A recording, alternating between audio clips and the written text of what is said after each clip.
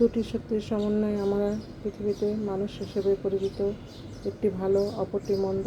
সম্মানিত শ্রোতা, আমি যদি আমার এই ভালো মন্দের স্থানগুলো চিনতে পারি, তাহলেই কিন্তু আমি আমার এই স্থানগুলো সদাসর্বদা পরিচ্ছন্ন করে রাখতে পারবো, অন্যথায় নয়।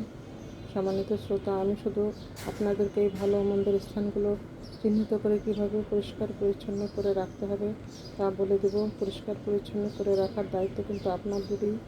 এবার আসুন প্রথম প্রকাশটা মন্দের দিকেই দিই। ধরুন আমি মিথ্যা বলি, অসৎ পথে চলি, অন্যকে ঠকাই, মাতা পিতা ও গুরুজনে ভক্তি শ্রদ্ধা নেই, পরচর্চা করি, উগ্র আচরণ করি, তাহলে আমি মন্দতেই আছি।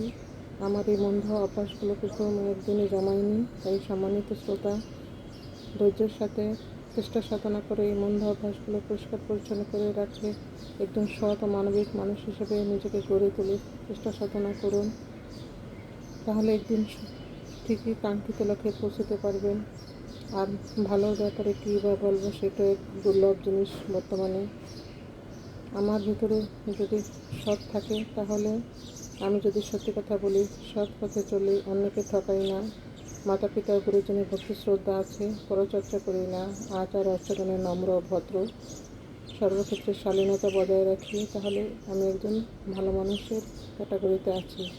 সম্মানিত শ্রোতা, আসুন আমরা সর্বদা নিজেকে ভালোর সাথে নিজের ভালো সমন্বয় করে তুলি, পরিবার, সমাজ তথা দেশকে আরও সুন্দর করে গড়ে তুলি। ভালো লাগলে অন্যকে শোনার সুব্যবস্থা করে দিন। সবার জীবন সার্থক ও সুন্দর হোক এই কামনায়। ধন্যবাদ সবাইকে।